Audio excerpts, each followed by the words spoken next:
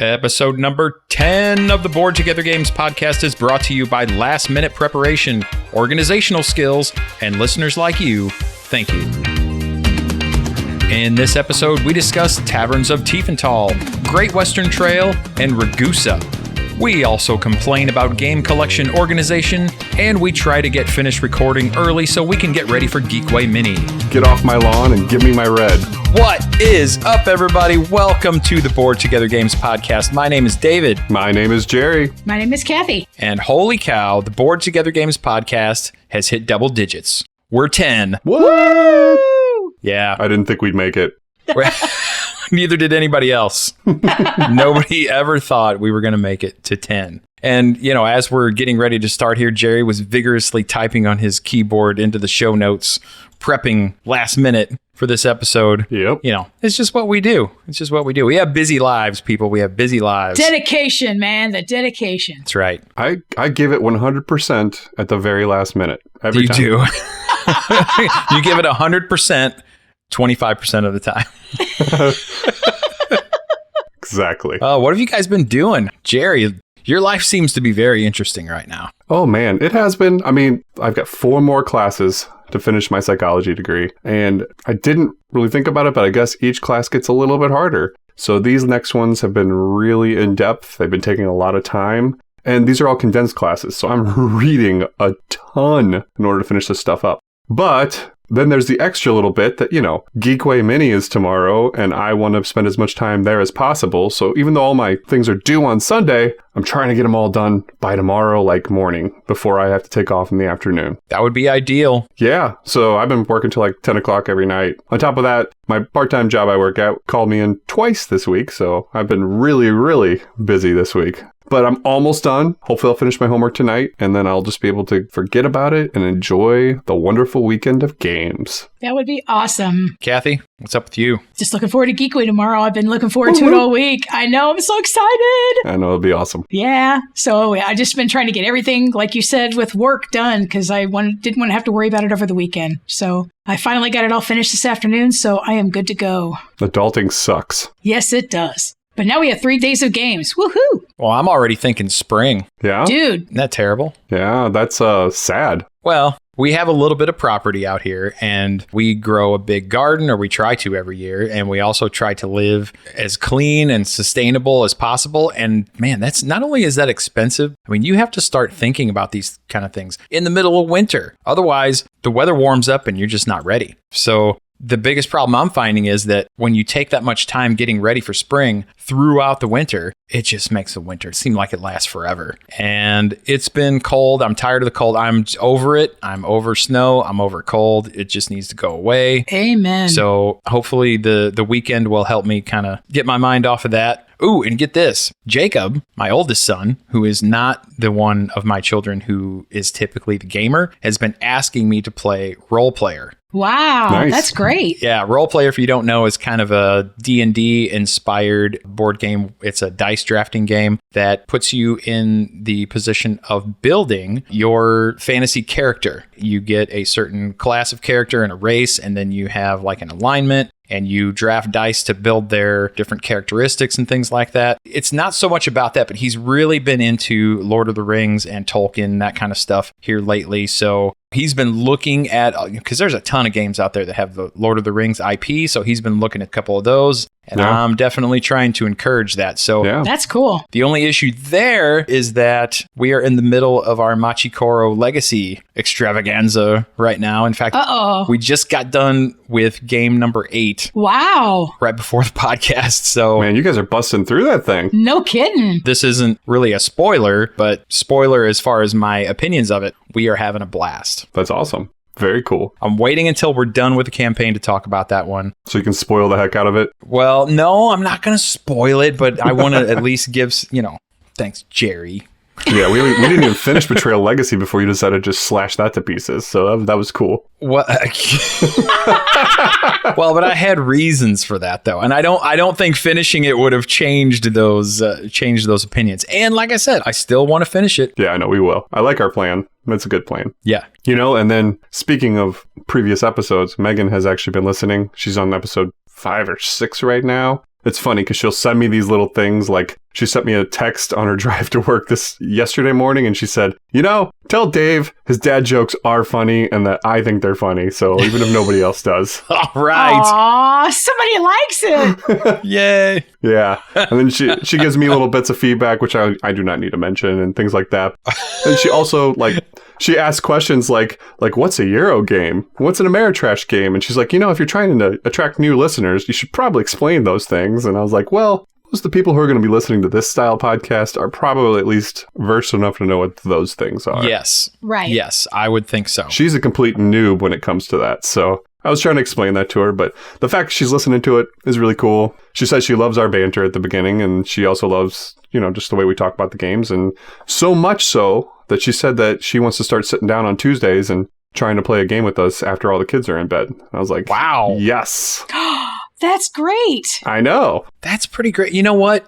And I was actually going to ask you if she had mentioned whether her commitment to listening is more geared towards the fact that her husband is part of it, or if she actually is enjoying it. But it sounds like she's actually enjoying it. She's actually been enjoying it. Yeah. And so she's got a 40-minute drive to work each way. So she listens to basically one podcast, a day. And she also does other things. Her other podcast she listens to is Daily Audio Bible, which is about a half hour of listening there. So yeah, she basically fits us in after that. And she's been enjoying it. So it's pretty cool. I'm okay with her putting the Bible first. Yeah. Absolutely. Yeah. That's really cool, man. Well, speaking of playing some games, I've had an opportunity finally to get a couple of games of Rise of Queensdale in with my husband. Oh, that's fantastic. I know. I'm so glad that he's excited about it. It took us a little while for him to get into us actually playing it, but after we played the first game, I think he got it and he liked it. He even asked me, he said, hey, why don't we, when I get done eating dinner, we'll go down and play a game of Rise of Queensdale. I'm like, okay, because he calls it the Cones of Dunshire, but that's awesome. That's a great name. That's awesome.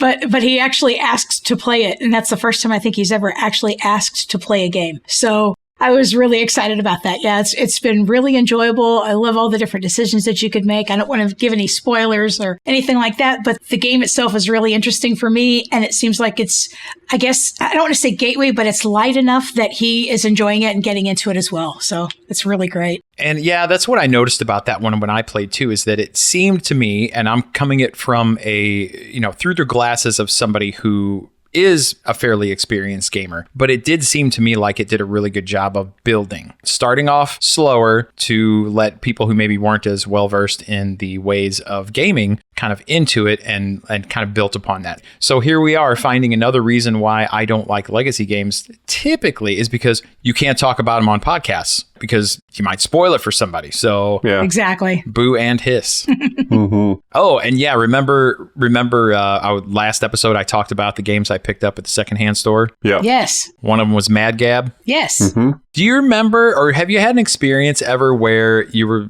looking back fondly with nostalgia on something that you did when you were younger, like a movie or a TV show or something? Yes. The Dark Crystal. And then when you went back and watched it again, you were like, well, this really sucks. Yes. I told my wife how awesome The Dark Crystal was. I found it for like $4 or $5 in the Walmart bin on DVD. I made her sit down and watch it. We couldn't get through 15 minutes. I was like, wow, this did not age well. It was really bad. I actually still like that movie. Oh, it was rough. I think it's pretty good. It's interesting. By today's standards, maybe not, but I think it's still pretty decent.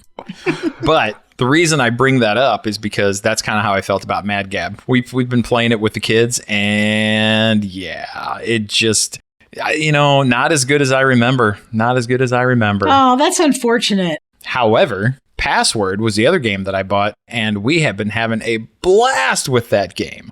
Oh my gosh. So every game we played so far has been the parents versus the kids, and they are ahead of us in overall victories. Nice. Wow. And it's crazy. I didn't think it would be I figured that Karen and I would just kind of school them a little bit. Stomp the floor. Dude, yeah, no, it's been kind of frustrating, but super fun. We've been having a really good time with it. So is it because they're kind of close and they kind of know how to give clues that they were going to know well? Yeah, it's inside joke type stuff that leads them down. Yeah, that's what I figured. That's what it is. Stupid brothers. Yeah, no kidding. Time to pick new teams. Kathy and I do that a lot when we play games because we do. Grew up together, and it's just something that happens when you're siblings. Sometimes a look can get you there. Exactly. But we've been having a lot of fun with that. So playing a lot of games as a family. It's a nice, we were on a drought there for a while and we're playing again and it's fun. I'm loving it. It's really cool. Very cool. That's great. Okay, you guys, let's jump into what we've been playing. So in contrast to how we did things in the last episode where we kind of went the family route, we all picked nice light games that you can play with the family or friends or new gamers, things like that. We're completely flipping the script this time. We all went with a pretty, I'm not going to call them super heavy games, but they're pretty stark contrast to what we had last time. So Kathy, why don't you kick us off? Sure. So the game that I've been playing and I want to talk about today is Great Western Trail. This game is probably at least a medium, maybe medium to heavy game. Because of that, I'm only going to talk about, I guess, not quite in depth as you would to learn the entire game. So just going to hit the high level rules. Great Western Trail is a game by Alexander Pfister. It's published by Stronghold Games, and it's 2 to 4 players. Great Western Trail is, as you might guess, based on the 19th century in America. You're ranchers and you're running cattle from Texas to Kansas City where you're going to sell your cattle. You can also do things like hire craftsmen or cowboys or engineers, and they'll help you maximize your decisions and help you improve your herd as you're traveling the trail. Great Western Trail is a worker placement, tile laying, deck building, hand management style game. It kind of covers everything. So there's a lot of fun things going on. As you navigate the game, you're trying to build your hand of different types of cattle to get the most possible money when you get to Kansas City so you can sell them. In the start of the game, the trail to Kansas City is pretty fast because there's only a few tiles that you actually travel to on your way. But you're going to want to place your personal building tiles on the trail as well eventually because they give you special abilities that only you can do. But this also slows you down because you have more tiles to navigate then. You also have a personal player board that contains several discs that you're going to be removing as the game progresses, and it reveals more abilities as you place the discs on the main board to reflect final destinations where you're going to send your cattle to by train and among other things. So on your turn, you're going to move the amount of movement that you're allowed to go, and you're going to move from tile to tile and perform the actions that are dictated on the tile that you land on, as long as it does not belong to another player. If you have the right amount of craftsmen, you can also build a building, which is basically placing a new tile along the trail. You'll be able to perform actions like paying certain types of a card from your hand for money, building your buildings, purchase more cows through an auction type system. Once you get to Kansas City, you can perform 5 different actions, including selling your cows, and then you'll start it all over again in Texas. You're going to do this several times until the end of the game is triggered by an area on the board where you can hire workers. As you place workers in this area that you can hire, a token is pushed down the board. And when that token gets pushed to the edge of the board, that triggers end game. Then everyone else gets a turn, and then the game is over. All the players add up their points that they have for objectives and buildings and other ways to earn points, and the person with the most points then wins. This game is heavier than most games that I've played, but I just love the different mechanisms that's included in this game. It's interesting how as the game progresses, the trail gets longer and it takes more steps to get to Kansas City. It's really fun creating a good trail of actions, building your deck, making interesting decisions. The theme is not one that I would have thought that I would enjoy at all, but I was wrong. I really like it a lot. In fact, it's one of my top 10 games. So, David, I know you played this game with me. I'd like to hear your thoughts. Great Western Trail, and I think I said this in a previous podcast, this is probably the longest game that I've played where it just didn't feel like I was sitting at the table for as long as I was there. It took us 2 sessions to play this game the first time and a total of 6 hours. Now, there's a lot of things that went into that, why it took that long. Number 1, we were learning it. Number 2, we were playing with a couple of people who aren't necessarily as deep into the heavier games that we are. Mm-hmm. But I really enjoyed this game. I played it a couple times since then. I know you have the expansion. Really would like to see what that's all about. I don't even have any idea of what's in that box yet. I just know that it's a thing and that you own it. But yeah, as far as how this game builds, because it's weird. I guess in one way, there's a lot of games out there that could be classified as engine builders. Some are just engine builders by the way that their mechanisms work, but some of them are engine building without necessarily having the engine building label tacked on them. And I would call this one of those. Yeah, I would agree. Just how all the pieces fit together. It's another one of those, and I talked about this before too, games that are complex and have a lot of things going on, but yet, even though they have a lot of interlocking components, all of it just works together so seamlessly. This is another one of those games, in my opinion. That just, to me, adds to the experience. I really feel like even though this is technically a quote unquote dry Euro with a pasted on theme, and you could kind of theme it with anything. I really felt like I was delivering my cattle to Kansas City, right? I know. Trying to get the cattle that I needed so I could get them to the right spot and sell them for money. You start talking like this when no, not really. It's a lot of fun. And this is one that luckily, I think once you get to know the game, it's not quite as mentally draining. And this is something we talk about when we go to these conventions or just when we have a longer game day and we play a lot of heavier games, is that you start to get a little drained towards the end of the day. And I think a big reason for that is when you're learning a game. Oh, I agree with that 100%. That really adds to that fatigue factor. But with something like this, I think once you know it and you know the game well enough, even though it's a longer game and it's a little more complex, I don't think it would have that effect on me. As far as how it looks, how it plays, how it feels, it's a beautiful game too. Oh, absolutely. It's gorgeous. It's not the most pretty thing out there, but it does a great job with the components that are there. Just the way that those, all of the workers that you can hire, how those affect your board, how that helps give you more powerful actions on your turn and things that you can do. The way every time you sell cattle in Kansas City, you get to remove a disc from your board that opens up another thing that you can do, or maybe lets you move farther or gains you more income when you take certain actions. It's just great the way that it works. I love it to pieces. So yeah, this is definitely one of the tops for me. And Alexander Pfister, holy cow, this guy can do no wrong as far as I'm concerned. Everything from something as big and huge as that, all the way down to something like Port Royal or Oh My Goods. Right. He's all over the map. And there's not a whole lot of people who can do that. There are people who kind of have one thing and that's their wheelhouse and that's what they're good at. I feel like this guy can kind of do anything. So Jerry, you said you have not played this game. We need to get this on the table so you can get a chance to play it. I would like that. And it's funny, Dave says the first time you play through a massive game, thinking about the ones I've played, like Scythe the first time. But it's not that hard of a game. It's just there's so much going on and juggling all that. Learning it can melt your brain, though, yeah. You can burn your brain on that. Right. Or playing Star Wars Rebellion the first time. Woo!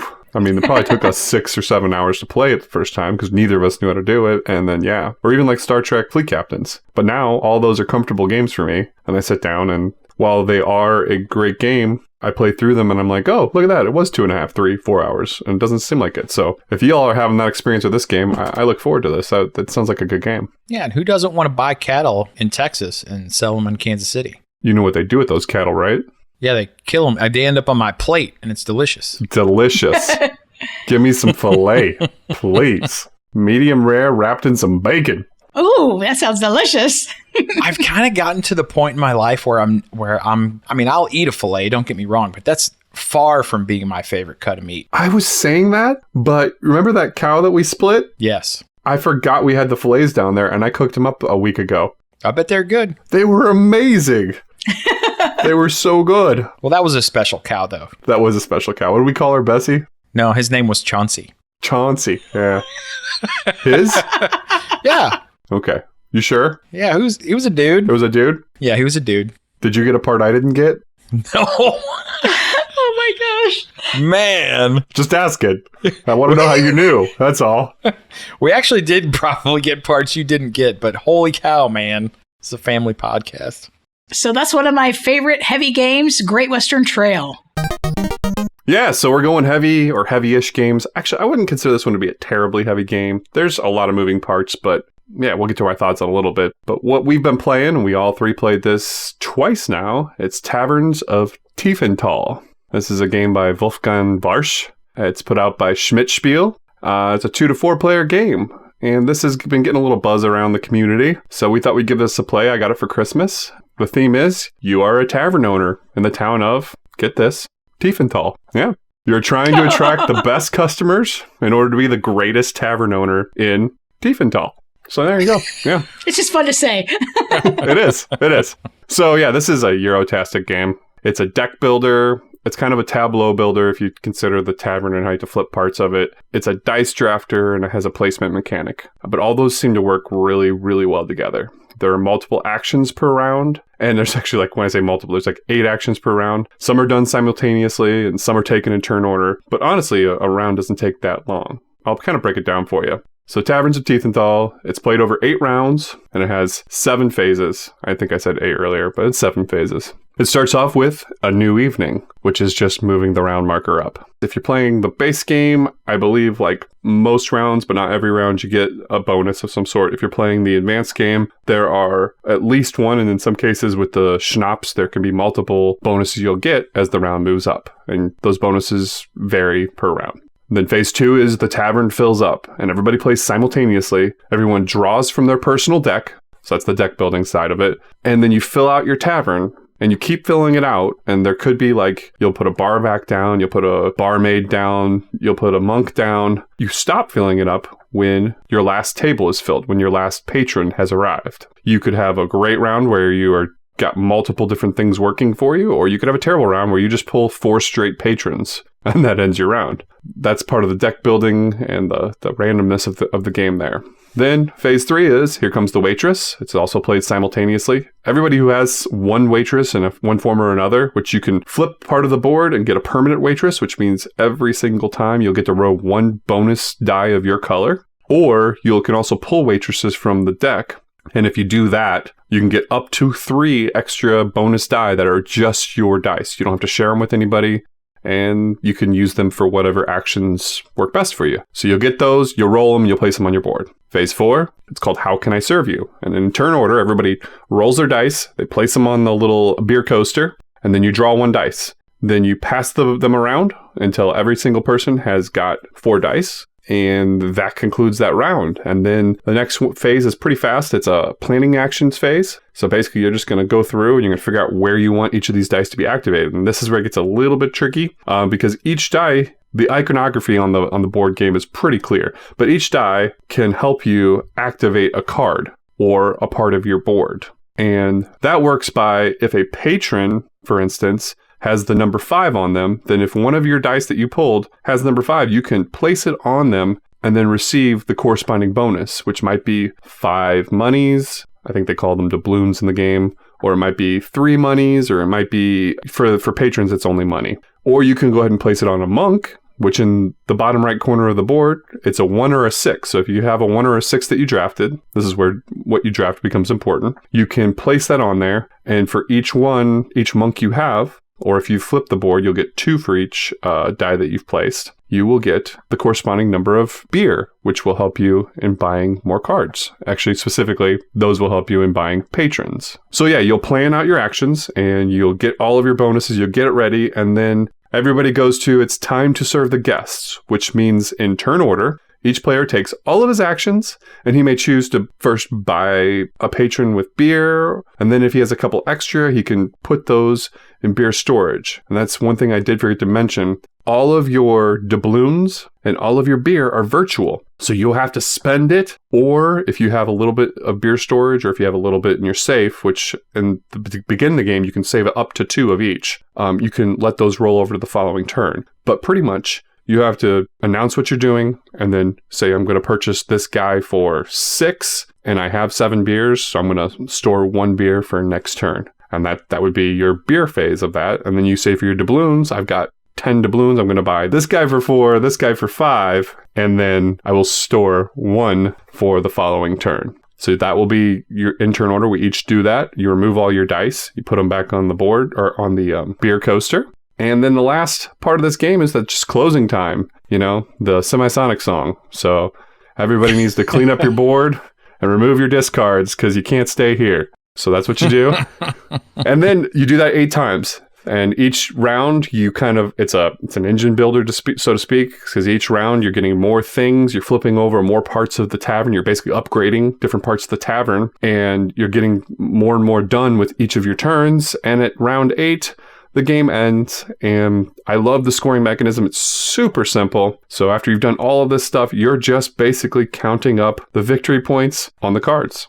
Once that's done, you can declare a winner. I think the tiebreaker is the total number of beer and doubloons that are in storage. But aside from that, it declares a victor. Yeah, and I gotta say, I enjoyed this game. The first time we played it, it seemed a little bit, especially I would consider us to be advanced gamers. I don't know about you guys, but we've played enough games. We're fairly advanced gamers. The first time we played this, the mechanics were simplistic-ish, and It was fine. I didn't dislike the game, but I was also wondering how much this would hold my attention in the future. But we didn't play any of the upgrades. And then the second time we played this, we went ahead and just threw all 4 of the modules onto it. And I gotta say, that changed the game. It increased the depth dramatically, and it completely... I want to play this game again. I enjoyed it so much. It was a lot of fun. There's so many different things you can do. There's so many things I want to try now to see if one method is better than the other.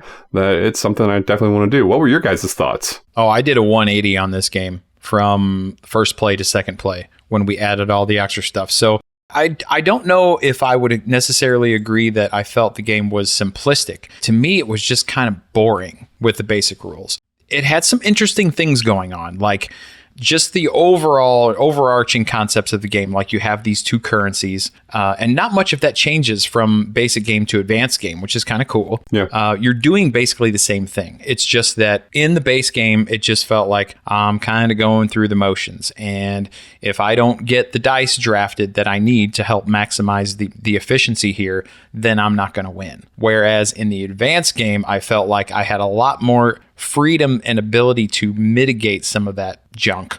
Ooh, that's a good point. You know what I mean? I agree with you. Yeah, that's a good point. I felt a couple times in the base game, you're right, that there were wasted dice. And I know, Dave, you were catching quite a few wasted dice in the base game. There's more you can do with those in the advanced game. Yeah, I agree. I thought the first play was good. I didn't find it boring, really. I thought it was a nice light game. But after we added all those modules and played the second time, you're right, it was a game changer. I totally enjoyed seeing all the different ways that we could use the different modules to help change the game and change the way that I looked at how I was going to play my cards out and things that I could add into my deck. Totally changed how I felt about the game. So I'm with you. I don't think I would ever play it without the modules again. I don't think I'd play just the basic game. Agreed. I wouldn't either. Unless I was playing with really, really newbie people that I just wanted to eliminate too many variables for. But oh, that's a good point. But yeah, with gamers, definitely with the modules. At that point, I think I would play a different game. You're right. I probably would too. That's a legit point.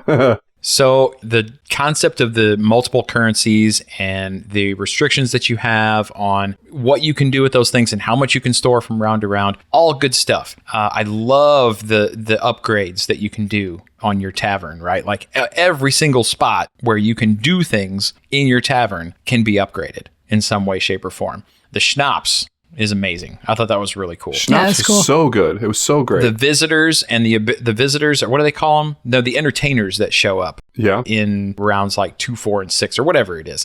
The fact that you have to decide when you take those, which side of that you want to use, because they're all 3 double-sided, and the abilities are different on one side or the other. So those kinds of decisions, great decisions that you can make in this game. The only gripe that I have with this game is just like any other game with this type of thing, where it's if you just don't get the draw, you're not going to have, and you can be buying all the right stuff, and it's just if they don't come up in the right order and at the right time, the game's not going to go your way. That's true. This game is interesting enough that it holds my attention, and it kind of eases that frustration a little bit just because it is so fun. So yeah, that was good. It also gives you the opportunity to mitigate that a little bit, because you get 3 times that you could completely mulligan what you've played out and start over. So if you get absolutely nothing... Yeah, but Dave uses all those as soon as he gets them. He never has any saved up. That's a good point. That's actually untrue. In the first game, I held him to the very end, and I kind of felt like, well, I'm just using this because if I don't use it, I'm going to lose it.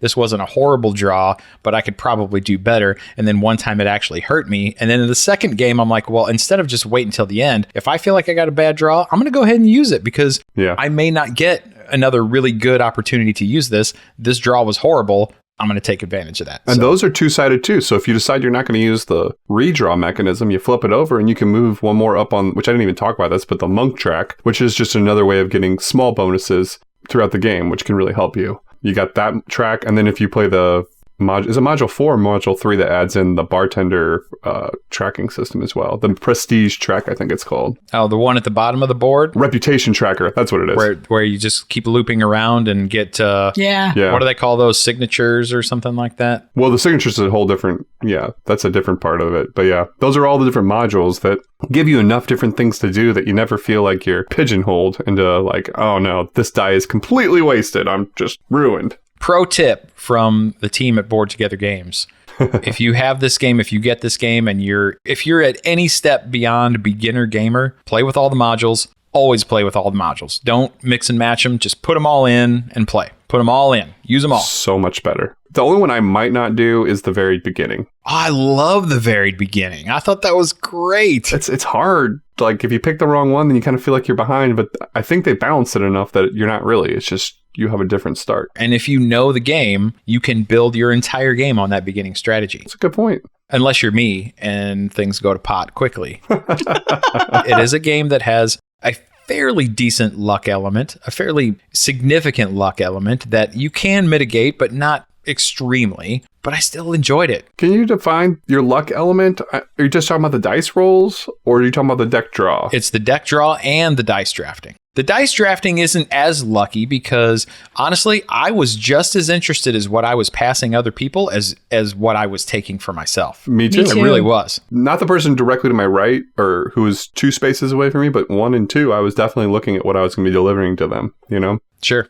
Considering what they were going to probably be taking off of me, which affected what I was taking. Well, it had an effect on my decision. Yes. I can't say that it affected to the point that it changed what I was taking, because most cases I felt like if I changed the die I was going to take just to ruin somebody else's day, it was actually going to hurt me as much. What I started doing towards the end of the game, which I caught myself doing, was I would look at the 4 dice early on, what I was doing, and look at the other dice that had been rolled. And if I was seeing, like, I think Kathy sat directly across from me, so she was passing me everything. And if I saw that Kathy rolled 2 2s and I wanted a 2 and I had a 2, then I was going to leave that 2 because I knew I was going to go 2 on her turn. Yes. That's exactly what I was doing. I could take something that it was secondary to me but may not come up later and take that. So that's where you could definitely look ahead and be like, okay, so she's got 2 2s over there, so even if she takes one, I'm going to get one. We'll be good. That was probably the primary way. There was a couple times, and Dave, did you sit to my left? No, we were across from each other. That's right. And there was a couple of times where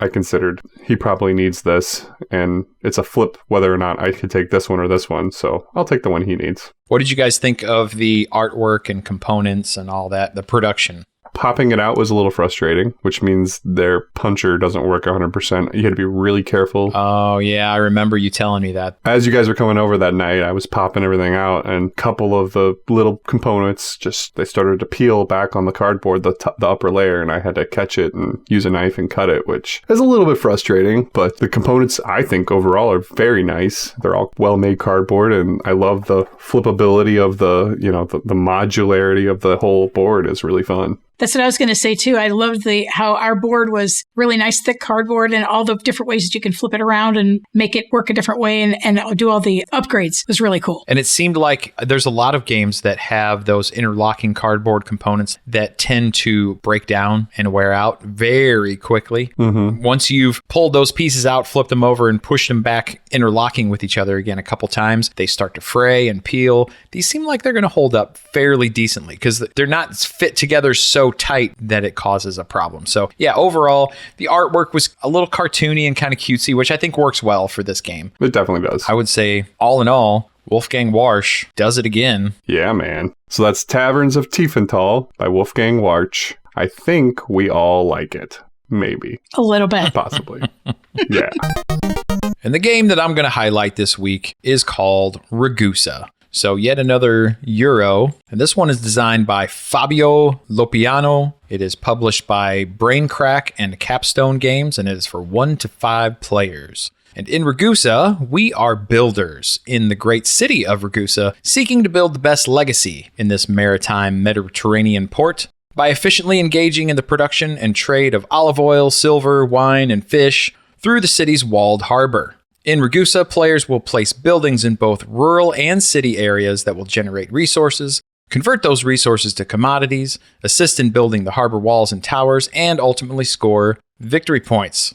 So the goal in this game is to generate these resources and commodities and point generating opportunities more efficiently than your opponents.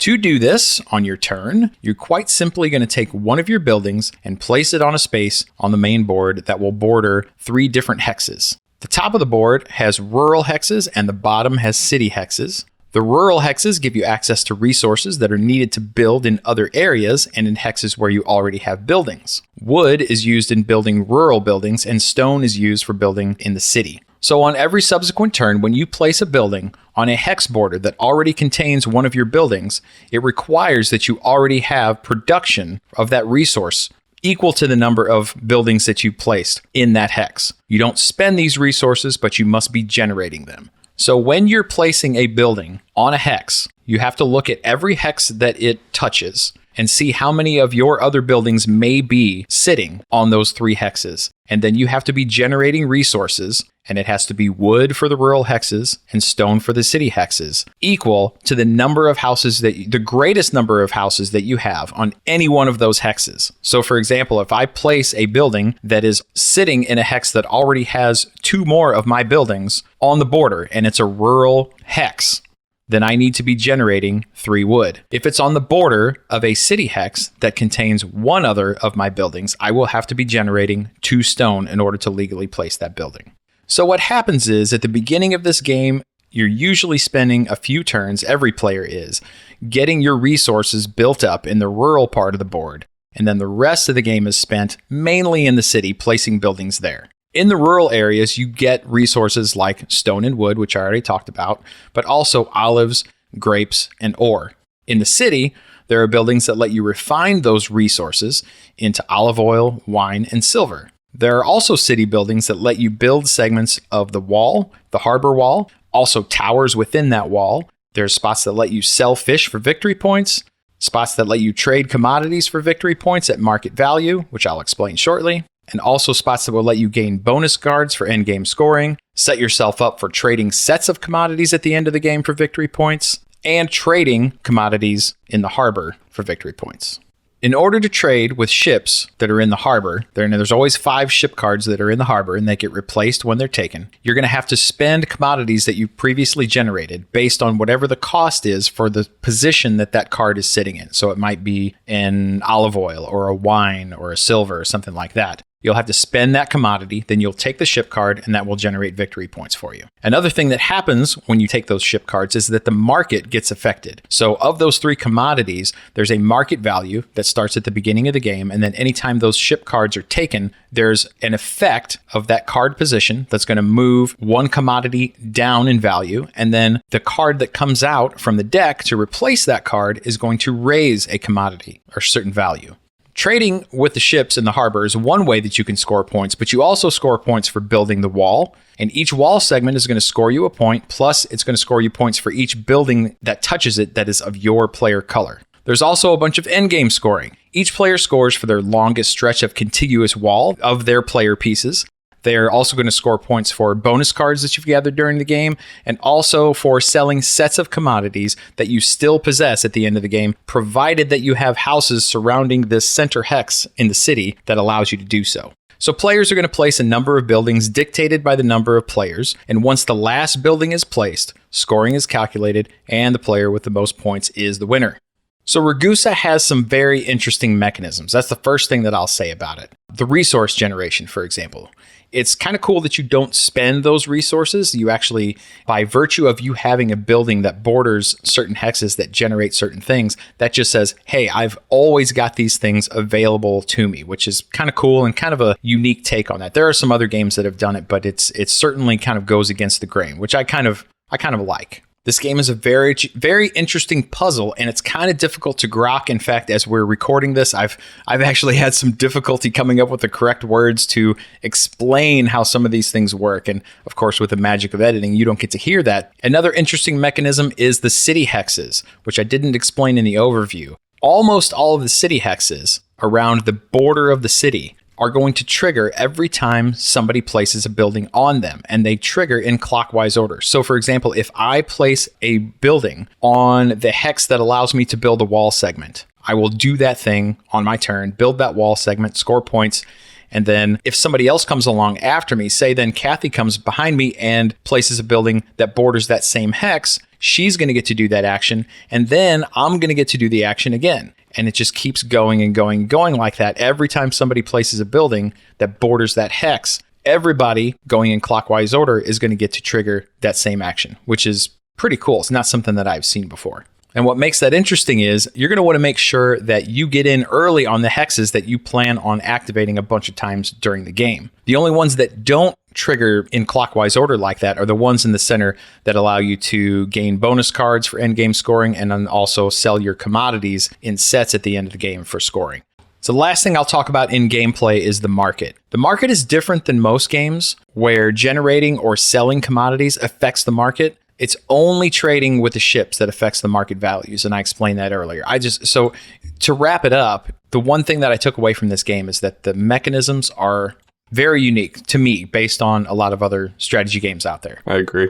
So my difficulty with this game as we were playing it is I had a hard time understanding exactly what I was doing and how the resources were being generated. I struggled those first few rounds trying to figure out what does it mean when I put it here and what am I looking at? So just the whole idea of exactly what we were looking at on the board, I was very confused. So it took me a little bit to get what I was doing.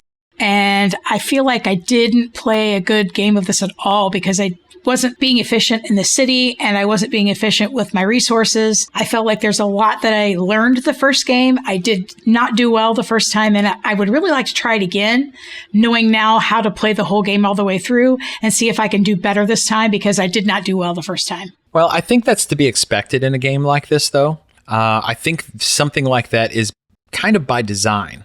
So I had the advantage of learning this game before we played it, and I learned the game by playing it solo, which is a great way to learn the mechanisms, and it's not something that I normally do. I don't normally play games solo, but for this particular game, it wasn't a great way, in my opinion, to learn the strategy of the game. And I guess that's not really a problem. In fact, I guess in a way, that's kind of an advantage for the game, because if you can sit and play solo games of whatever title it is, and learn how to play the game and get good at it, and then go introduce it to your friends and just whoop them. I mean, that's where's the fun in that? So I guess that's kind of cool that was the case. But just to give you an idea of why that's the case. In solo play, the game takes most, if not all, of that beginning strategy of placing out in the rural part of the board to start generating your resources, like your stone and your wood, so you can build more buildings, and your olives and grapes and those kind of things. It takes it away because your opening positions in the rural part of the world is just preset. It's done for you. It says put your buildings here, here, and here, and then set your resource levels to here, here, and here. Done. Oh.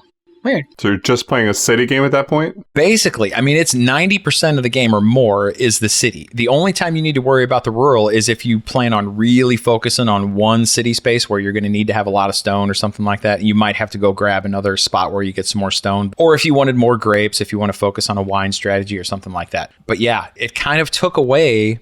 To me, I don't know if I call it half the game, but a good portion of the game is that those opening spots, grabbing those good opening spots, right? So anyway, take that for whatever it's worth. Jerry, did you have anything on the gameplay, since we're kind of talking about that right now? I really like this game because it's right in my wheelhouse. It's got a little bit of an economic mechanic to it, but the big thing is it's got a resource management and resource gathering thing. And while it is completely different, for some reason in my head, it just clicked. As soon as I saw it, I was like, oh man, I can do X, Y, Z, and then I can go there. And I mean, I was already like, I want to try this, and then I'm going to try that. And I was off to the races. As soon as I saw it, I was loving it. I saw that it clicked for you really quickly, and I was very frustrated because I'm like, why is he getting it and I'm not? That's not usually the case. Usually you're right there with me. So yeah. Well, and I think there are just games like that. There are certain games that I have played in the past that I know that it's just bang. From turn one, I'm like, oh, this makes sense. And this is right. Well, Viticulture. Yeah. It's my number one game of all time. I played that game. The first time I played, it just made sense. Mm-hmm. It just hummed right along. I knew exactly what I wanted my strategy to be, and I was just loving it. This one, I struggled with a little bit. Even learning it solo, I struggled with it a little bit because I learned the game, and then I taught you guys. And even in that play, I'm like, ugh. And honestly, that's one of my gripes with this game is that if you're not paying attention, it's very easy to miss those resource requirements when you're placing those late game buildings. Mm-hmm. It's like, oh, I'm gonna go here again. Oh man, I can't do that. Yeah. And I think we caught it every time that happened in our game, but I could see where that would cause some serious problems. It is one that, like you said, Kathy, it's either going to click or it's going to take a little bit of getting used to. Yeah. Yep. I struggled with knowing what my resources were. And I felt like I kept looking at my board going, wait a minute, do I have enough to do that? Can I go there? And so it was a lot of second guessing myself. I think there's other strategies I like to take in this type of game. I would like to see more about the fish market. Yeah, I didn't utilize that a whole lot either. And Dave, you took a real strong, and this is getting into the deeper mechanics of the game, but you took a real strong silver line. And then I got all scared. I was like, oh man, Dave knows something about this game that I don't know. And then so I started to go silver a little bit, but I pretty much took a pretty balanced approach. I was a little heavy on olive oil, but for the most part, I was pretty balanced. And in the end, with that center board, whatever it's the town hall or something, that gives you points for having all three resources, all three commodities at the end of the game. That's actually a pretty well balanced way to go about the game. If you can have a good amount of each of those. I feel like this game rewards balanced play. I think it does. I really do. I feel like if you try to focus too much on one thing, you're going to miss the boat on other things, on other point generating opportunities. So yeah, I think you need to focus on the wall. You need to work on doing some trading. You need to be getting in on the end game scoring. You need to get a couple bonus cards. You need to do a little bit of everything, or you could fall behind. That's what it feels like. The bonuses worked out nicely. Yeah. Yeah. Which actually works in my favor because I have a tendency to I don't want to miss out on doing a certain strategy. So I try to do a little bit of everything on all games that I play. When I've noticed that maybe, for instance, like, David or Jerry, you'll take a rag. Okay, I'm going to go heavy on this and see how this does for me. Yeah. I've struggled with doing that because I feel like I got to do all of it. So it kind of rewards me in a game like this where you kind of have to be balanced because that's what I tend to do anyway. Take the Pokemon strategy. You got to catch them all. Got to catch them all. When I was thinking about that, I've only gotten to play it once, but that I took a heavy line on just one thing and just went all in, which was Tapestry, and it paid off for me. But I just went all in on whatever that line is, the technology line. I just went crazy on that line and basically said, screw everything else in this game. This is what I'm doing. And it worked out. Well, and I think that game rewards focus. I think it might. Whereas this one rewards balance. Yes. Yeah. I really like this game, by the way. It did click for me, and I've been thinking about it a lot. I want to play it again, and I loved it. So I thought the production in this game was good. Did you guys like it? Yeah, it looked great. Oh, I thought the board was really nice. Yeah. All the little wooden components and... Yeah, I felt like the art was beautiful. The cards were nice. Graphic design was appropriate for the type of game and the setting of the game. I thought the box was good, too. I don't even want to call it an insert. Basically, inside the box, you had 6 small boxes that were each color-coded towards the player colors, and all the bits for the different players would fit into those. And then there you fit the player boards right down in the middle there. Everything just kind of fit together really nicely. I thought there was a lot of attention to detail put into those small things for this game, which is always a good thing. I do have one gripe. Okay, what's that? There was no red, and that is deeply offensive to me. I always play red. Oh. I was offended. Well, technically, I guess there was no yellow either. Wasn't it orange or something like that? Yeah, they had some... It was actually really beautiful colors, but I'm so used to... Every game has red. I mean, come on. I'm seeing with a lot of newer games, they're starting to get away from those standardized colors, which... Stop it. Has its advantages and its disadvantages. I mean, for me, I've always played yellow simply because nobody else wanted yellow, and that way I always get my color because nobody wants yellow. So, hey, I'll take yellow. Yay, I get my color. But yeah, when you get into these stranger, I think it looks nicer, like you said. But yeah, it kind of throws off that some of those gaming tropes that we've kind of fallen victim to. So get off my lawn and give me my red. Come on. I'm an old guy now. Well, I'm going to wrap it up by saying I really enjoyed Ragusa. I am going to reserve judgment as to one thing, though, and that's the staying power of this game. I think it's really clever. It's really well thought out. It's a pretty game. I will rarely turn down a play of it, but I wonder, though, if it will start to feel... I don't know. Do you feel like it's going to be samey over time? I mean, it's got a lot going on, so that might have some staying power in that respect. Where would you put this in your so I always categorize games like I'd bust this out for, playing with so and so, or I'd bust this out to play with, this guy. I kind of feel like this is a game that I put out in the same category, same vein as like a Settlers of Catan.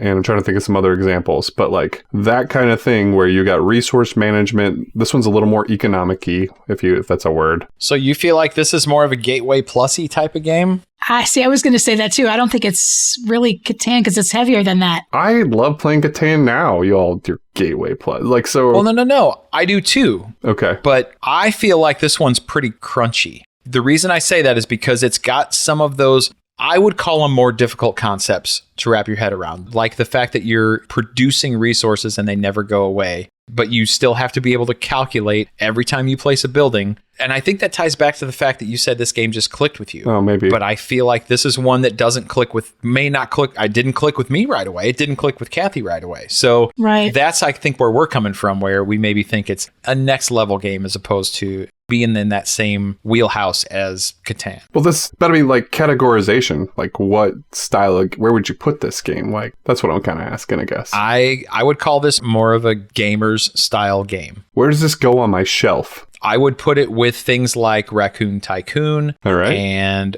also Tapestry and these types of, it's because to me, it's that same, not the same feel, but it's the same weight, the same overall feel I don't know how to say it. No, I get what you're saying. And that's the whole difficulty. Like, how do you categorize? Yeah, well, it's interesting that you bring up categorization. Why is that, Dave? Just for reasons. So I'm going to wrap it up. That's Ragusa. We're done talking about Ragusa. It's good. It's good. I love the game, actually. If that sounded good to you, go check it out. But we're going to move on to our topic for this podcast. All right. Our topic for this episode is game organization, or I guess you could say game collection organization. And to me, this subject really does open up a window into archetypes and personalities, you know? Oh, yeah. So organization is something that I've always struggled with my whole life. I mean, I'm not a messy person, but I've always struggled with organization. I can tell you that I have seen what successful organization looks like and what it can do for you in your life and for your well-being, and it's amazing. As an example, I finally got my whole tool bench and workbench and all that area in my basement organized for the first time in my life. And I can't tell you how awesome it is to be able to walk down in the basement and just grab whatever tool I need, whether it's a saw or a screwdriver or whatever, and I know where it is. I go right to it, I pick it up, and I don't have to dig through things. It's great. Unfortunately, the hardest part is remembering to put everything away after I finish a project. But you know, that's a story for another day. So organization is great. I can see the draw. I've always had a tough time with it. What about you guys? Well, I feel like I've got organization down a little bit, but it's only in certain aspects or maybe with certain things. Like when it comes to my job, I work from home now, but I used to work in an office, and I feel like my desk was always very meticulous. Everything was in a certain place. Everything was neat. And I never had a struggle with being organized in the office. However, at home, and I think it's just because it's a little more chaotic at home. It's not just me. It's other people involved as well. It seems that I try to stay organized and I try to stay neat. I try to not be messy, but I'm not always meticulous as I'd like to be, I guess. The law that my family embodies best is the third law of the thermodynamics, which is that everything goes from a state of order to disorder. I clean my house often, but it never gets perfectly ordered because literally behind me there's a 2-year-old whirlwind that destroys it as fast as I can pick it up. And, you know, the problem is that I will fully admit it. I've never been a highly organized person in my personal realm at all. Now, when I get to work, my desk is always organized. It's always wiped off. It's always clean. My computers, I can't stand a cluttered desktop, you know? My phone, very clean, like my technology and all that. But man, as for like just personal life, it gets cluttered. And then you add 4 kids into that and it gets even more cluttered. I have a goal in life to have an organized house, but we all have dreams and sometimes you never achieve them. So I just believe that's where I am. Kathy, then how does that translate over into board games for you? Unfortunately, it seems to be less organized than I'd like. It's all I can do to get my games on a shelf and put away, much less have them organized in a way that I can find them easily, or I just don't know the right way to do it. They're just kind of thrown on the shelf. It looks good, but it's really not organized. Jerry? So it used to be, I was buying board games and they would just end up on quote unquote shelves, which just means stacked up on the table downstairs. But I went out and I actually bought some Costco, those cubbies. They're like, I think they're 4x2 cubbies. And I bought 4 or 5 of them. And so they're at least most of them are in there now. But system? There is no system. Basically, if there's a spot that's open and I'm putting it away, that's where it goes.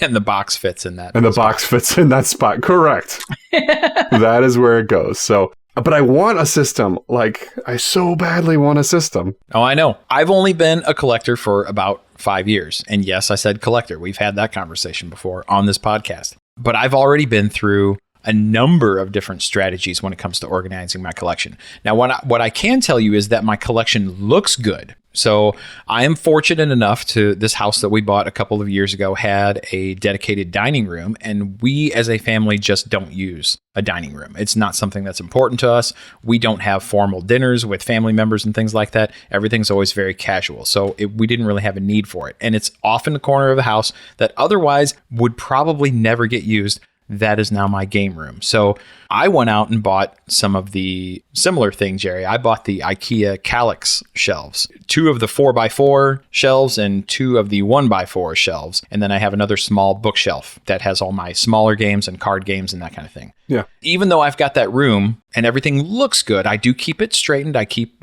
things vacuumed. I keep my table nice and neat. When it comes to how things are organized on those shelves, it's a hot mess. So speaking of that, let's get into a little bit of what some of the options are. This is something, Jerry, I know has been weighing on you. Maybe not weighing. That might not be the right word because it's not really bothering you. It's just something that you've been thinking about. I know. I have been. Yeah. Is how to get that collection organized. How do you do it? And you kind of touched on it a minute ago when you said, how would you categorize this game? Because that's one of the ways I know some people like to organize their games on their shelves is by categories or play situations. So that can kind of tie into a couple different things, either by genre or by situational. And what I mean by situational is this a game that I would play with my family, or is this a game that I play in my game group, or is this a game that I play just at parties, with people who don't play very much? Those to me are kind of related. Have either of you had any success with those types of organization? Sort of. When we moved a couple years ago and everything was taken down off the shelves and I had the opportunity to put them all back on the shelf, at that point, I kind of made a decision that I wanted to put all of my heavier games that I would play with a game group, things that I wouldn't necessarily play with my family, on one side and kind of have them bleed over into the other side where it would be more family style games. So that worked when I first set it up and did it that way, but now I've gotten more games and I feel like I've got less space now to do that. I have a 4x4 Kallax and two 2x4 Kallaxes. And I feel like I don't have enough space to do that with the size boxes that I have and the types of games that I have. So I'm running out of room to do that successfully. So now, again, it's disorganization. I feel like I'm just throwing them in the shelves again. It's just not working out for me. So that didn't work for me. Maybe if I got more shelving, that might work. But with what I have, I don't think that's working for me. I like that idea. But honestly, I've never even gotten that far. I was just proud when they all were on the shelf for a while.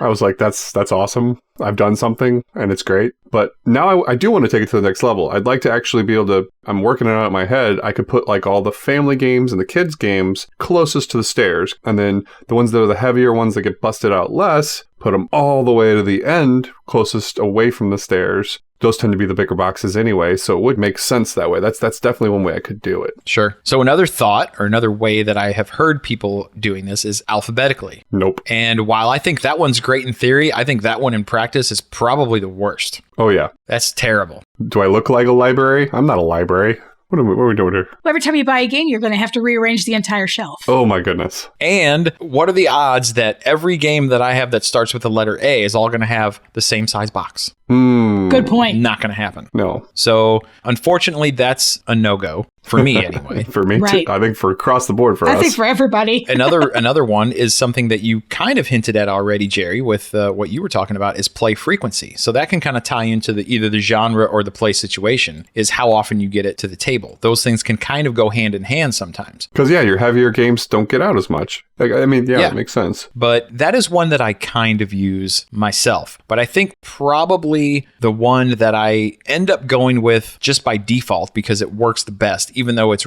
really not that helpful, is just box size. Mm-hmm. I usually end up putting all the games that have the same size box on shelves together. Yep. And then all the games that, so you've got your Ticket to Ride boxes, right? Your square boxes. Then you've got your Euro boxes because usually they're the rectangles that are similar to the Ticket to Ride boxes, but instead of being perfectly square, they're a rectangle. Right. And stick out. Then you've got your oversized games. They all kind of go together. Then you've got your small games and your card games, and you've got your just weird ones. So that ends up being pretty much what I do. I guess it's more of a combination between box size and genre is kind of what I ended up going with. But it sucks. It's not good. It doesn't work. I'm always searching for something. And as we're talking, I think I figured it out. Ooh, do tell. I honestly think for this particular issue, any one of these options would be doable. But there's a caveat. You have to have excess shelf space. And I think that's the problem that most gamers have. You end up buying games based on how much storage space you have for those games. It's like when you buy a bigger house, you're like, we'll never fill this thing up. Exactly. And then you do. If you had margin, if you had overhead in your shelf space, you would have excess room to kind of keep things organized in different groups. You could go with your alphabetical. You could go with your everything of this play situation is the same, or everything of this genre is the same, but we just don't have the room for it. Yep. And like you said, Jerry, you're just happy to find an open spot to like, hey, I got this new game. Ooh, I think it'll fit right there. Done. It's on the shelf. Oh, it was made for that spot right there. Exactly. Until I fill my board game bag, pull all the games I'm going to play, and then go put them back in a completely different spot. Exactly, because you can't figure out how you pulled them off the shelf. How did they come out? I don't even know. Right, because you weren't organized. Yeah. Well, and that's just it. It's not that you weren't organized. In a way you were, because they're on the shelf. They're not on the floor. They're not open. They're not, you know what I mean? They're there. They're where they're supposed to be in your house, in your life. True. They're just not in. They're spatially organized. They're not. Exactly. I guess logically. No, it's not logically organized. Systematically organized. They're not systematically organized. Sure. I think what else might help gamers in general with this organization problem is learning to be disciplined in culling your games collection. Which we've talked about, yeah. Right. So if you cull it down to the games that you know you're going to play and take out the ones that aren't getting played or you just aren't interested in any anymore, that would give you that added space. Hey, nobody got time for that. No, that's a good point. I should cull some more of my collection. And I plan on it. I really do. Are you going to burn those too? No. That's only for special occasions. And if you don't know what Jerry's talking about, go back and listen to episode, 4? And watch the YouTube video on our YouTube channel. Definitely check out the YouTube video. Oh, yeah. And plus, I think if it's 4, it'll tell you at the bottom of the video. It's called It's the episode with the burninating.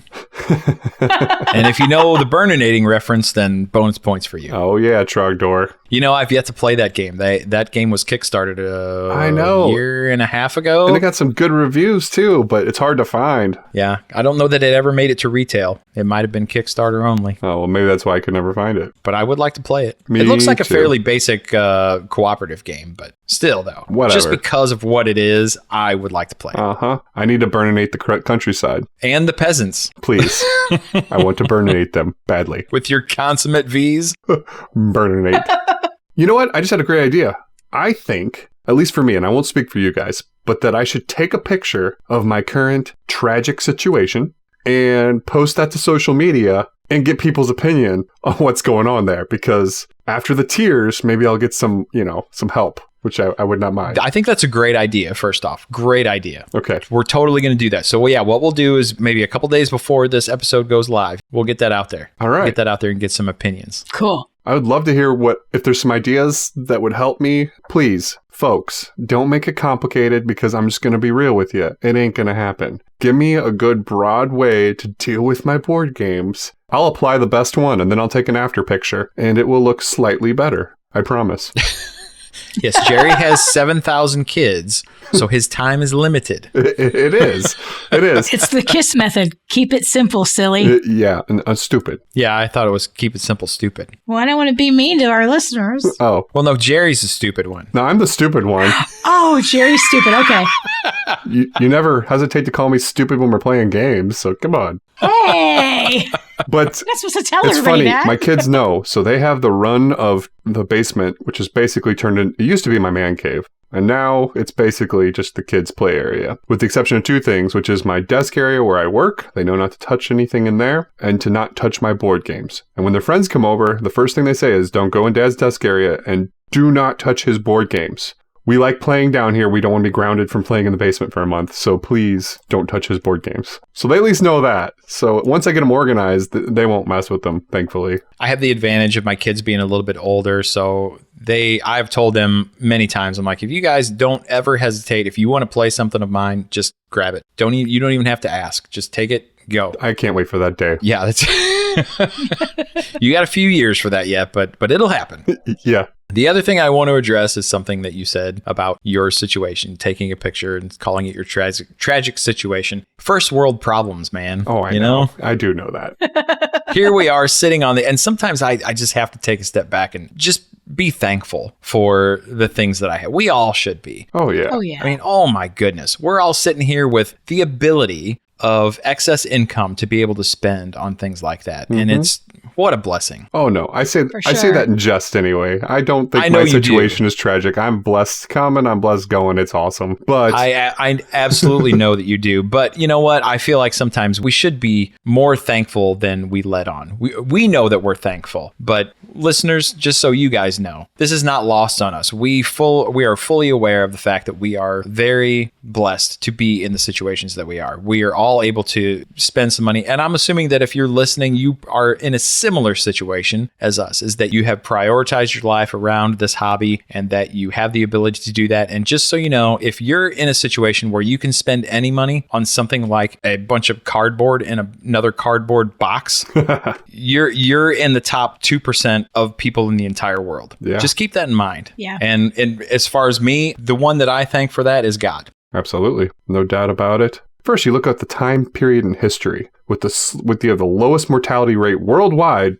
So basically, if you're living now anywhere in the world, you're better off than 99.9% of people who have ever existed. Yep, absolutely. Then we live in a first world country, in a westernized democracy. So we have freedoms that most people can't even imagine. Yep. If you have a car, you're already in the top 1% when you think globally. Yep. So if you want to put yourself in a situation where you start criticizing the 1%, just know that you are the 1%. Yeah, you absolutely are. So instead of being critical about what you don't have, start being thankful for what you do have. Man, and that one small thing will change your mindset so fundamentally. There's literal brain changes that happen when you take on an attitude of thankfulness versus criticism towards others. It just opens you up in so many different ways, but that's not what we're here to talk about. I'm off my soapbox now. Getting down. I'm getting down. Here we go. Just taking a step down. And so yeah, guys, board games. Pretty cool, huh? Pretty.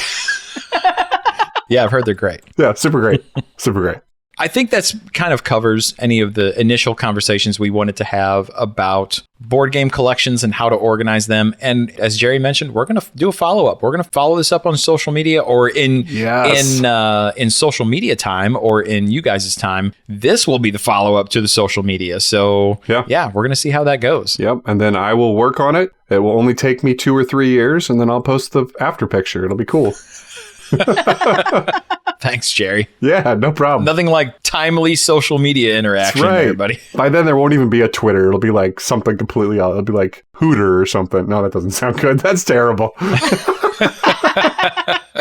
Instaface or something like that. Instaface, yeah. The next hot thing. Well, that's going to do it. Let's wrap it up right there for our topic for this episode, board game collections and how to organize them. Let's move on. All right, so if you want to find out exactly how crazy my board game shelf looks, and if you want to give me some tips and pointers to try and improve this bad boy, there's a couple different ways you can do that. You can follow us on Facebook at board2gether. You can also follow us on Twitter at the same handle, which is the @board2, the number 2, and gether. Or you can look at us up on the BGG Guild, which is number 3625. You could also go to our boardtogethergames.com website. And of course, the best way you can help us. And if you are passionate about this and you love board games and you think we do a good job, the best way you can help us is subscribing to this podcast, giving us a 5-star rating on whatever podcast app you use. And the primary and best one for us is iTunes, and sharing it with your friends. A simple share on Twitter, a simple share on Facebook is less than a second for you, and it could be a huge help to spreading the word on this podcast. So I would love that. We would all three love that if you could do that for us. And as always, remember, if you're bored together, board together. We'll see you next time. Jerry! Bueller. Bueller. Board together. Board together.